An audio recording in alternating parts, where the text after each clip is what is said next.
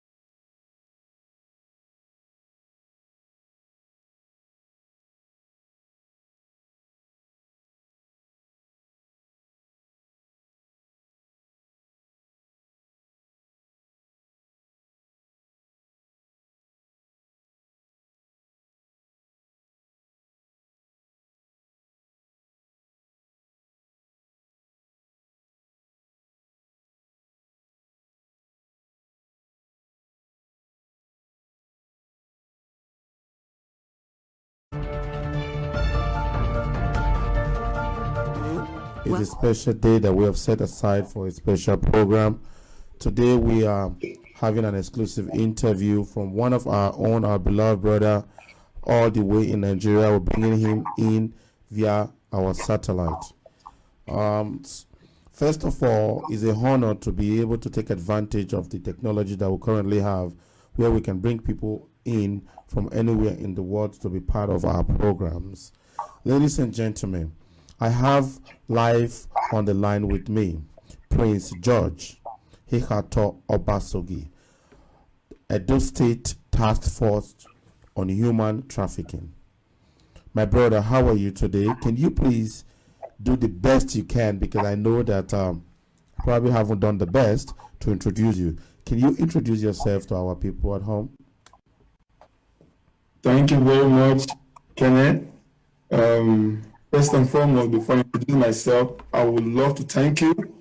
Thank you in the sense that I would love to appreciate the work you're doing and how you've been able to project our culture and heritage overseas. We appreciate you a lot and wish you well.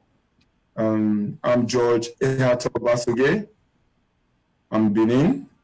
I'm a son of the soil, and by the special grace of God, I represent a local government called Ikpoba local government in Edo State, Benin City, on Edo State Task Force on Human Trafficking and Illegal Migration.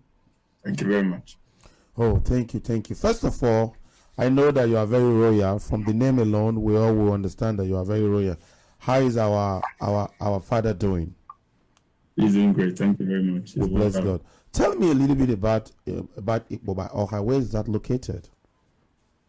All right. Like you all know, Ikpoba Oha is in Benin City. We have the Oha and we have the Ikpoba. The Ikpoba is made up of 10 wards, and it's been in existence. It's among the few local governments we have here in Edo State, and so far so good. Obaha is highly rated as one of the most populated and economic-wise, and in terms of infrastructure and otherwise, very, very rich and produce a high level of personalities here in Edo State. Wow, thank you very much. Thank you. So let's go about the development in that area now. How will you rate the development in the Ikpoba Oha since you came on board as part of the people leading that area, representing that area? What difference will you say has emerged? To be frank with you, my brother, right? Ikpoba Oha has tried over the years. We have, when you talk of agency, when you talk of infrastructures, when you talk of business-wise, we're growing, but it's compared to the other local governments. But I think Ikpoba is one of the forefront when you come to Benin City. Ikpoba is like a link to other neighboring states. You know, from Ikpoba, when you're coming all the way from Lagos, all the way from the west and all that, you pass through Ikpoba to the east, to the north, and so on and so forth.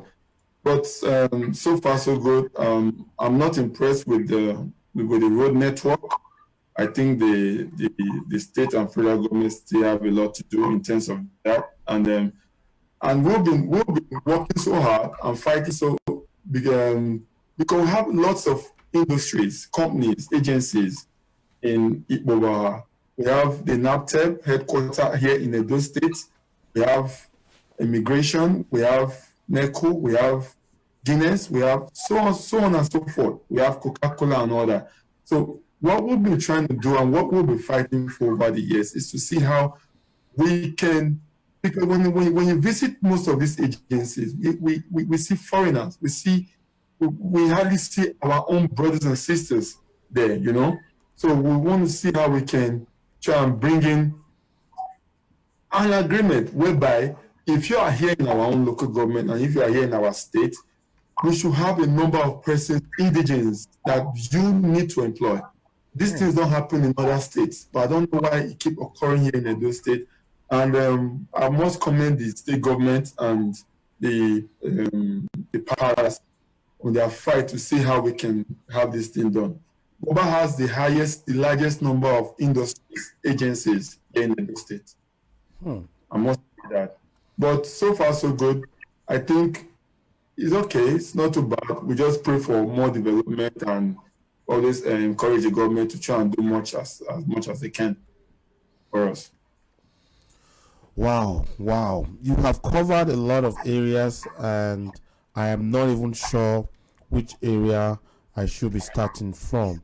However, we're going to move a little bit from Igbobaha because we know what it is, and the election is at hand. We have a lot of stuff going on as we speak right now, and we can only hope for the better. Let's talk about your other portfolio when it comes to human trafficking. Tell us a little bit, what is the fight against human trafficking? All right, thank you very much, sir. Human trafficking. Human trafficking and illegal migration. For the first time, I'm a bit relieved because over the years, when you talk about young tribe, like, oh, I'm a Benin man, oh, the thought or the response you get is, your people are neatly and stuff like that. You know, it's sad. It's sad, really sad. You know, and I think, like, I was in a workshop recently and I was asked to speak on it, and I told them, I said, one of the biggest problems we have, especially not just in Edo State but in Nigeria, is that we discriminate a lot. You know, you see a young man walking on the street and you compare him like, oh, that guy, he's poor, he has no car. But overseas, they trek to the office, they walk to the office. You must not have a car before you can become a millionaire. And all that. You know, you see someone like, oh, I'm a banker. So for me to be a banker, I'm above you, who is it?